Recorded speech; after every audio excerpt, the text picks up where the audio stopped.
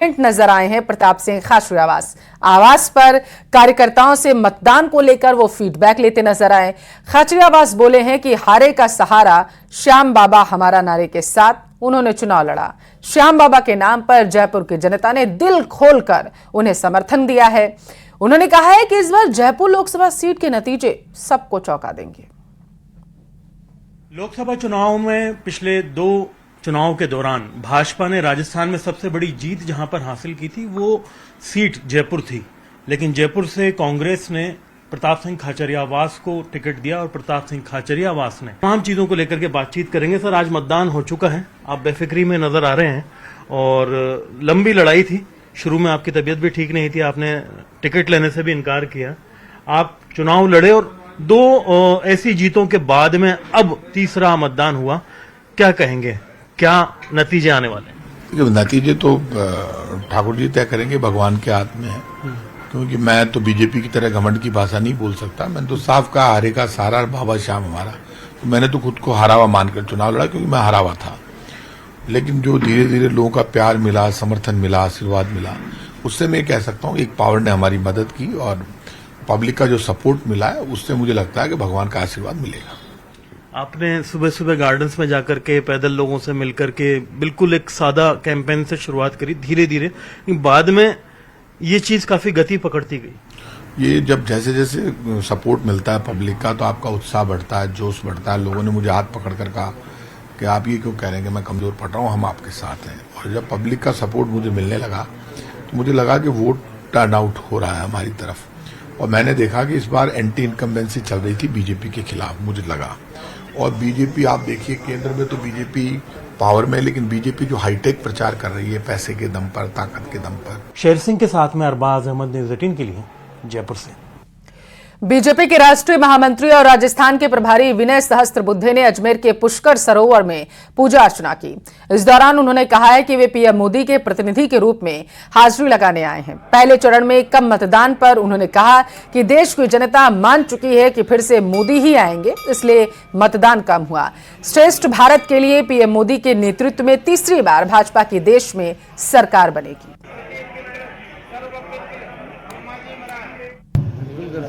चुनाव अपनी जगह है, मगर हम सबकी एक ही कामना है, एक भारत श्रेष्ठ भारत, और उसको बनाने के लिए माननीय प्रधानमंत्री नरेंद्र मोदी जी का फिर सत्ता में आना बहुत आवश्यक है देश के लिए। और इसलिए उनके विजय की कामना हम सभी अन्य देशवासियों की तरह ही करें।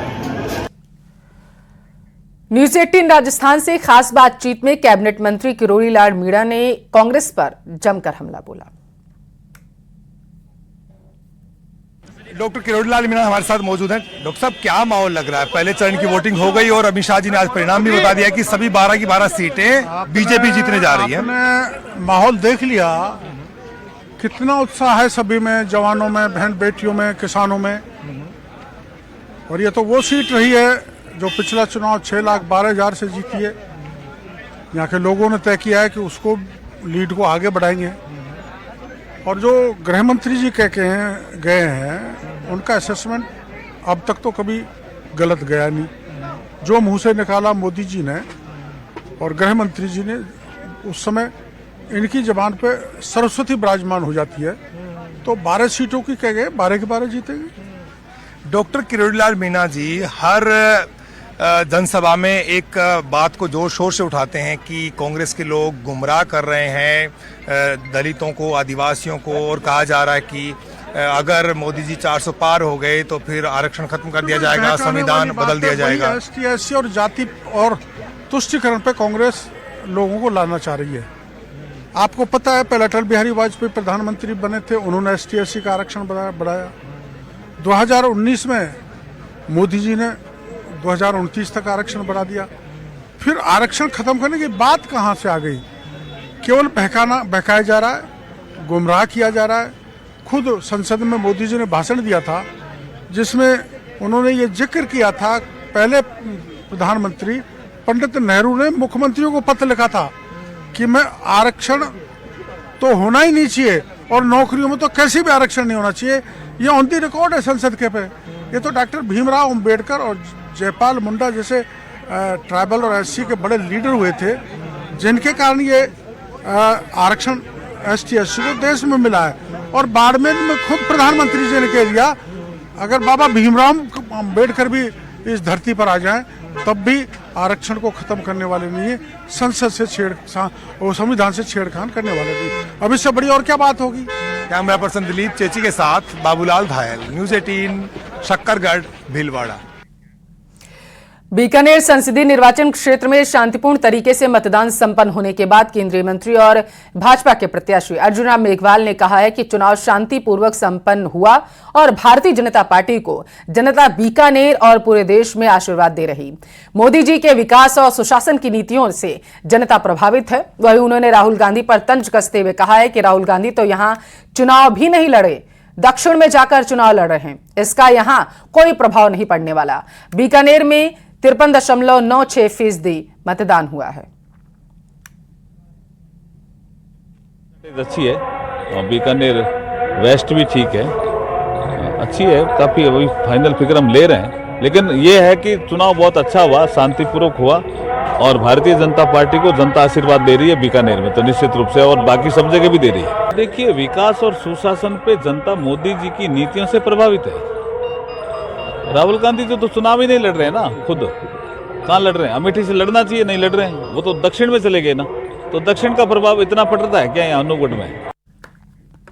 भीलवाड़ा के शक्करगढ़ में बीजेपी प्रत्याशी दामोदर अग्रवाल के समर्थन में गृह मंत्री अमित शाह ने जनसभा को संबोधित किया। इस दौरान उन्होंने राहुल गांधी और अशोक गहलोत पर जमकर निशाना साधा। स्वागत है भाई, स्वागत है अमित भाई का।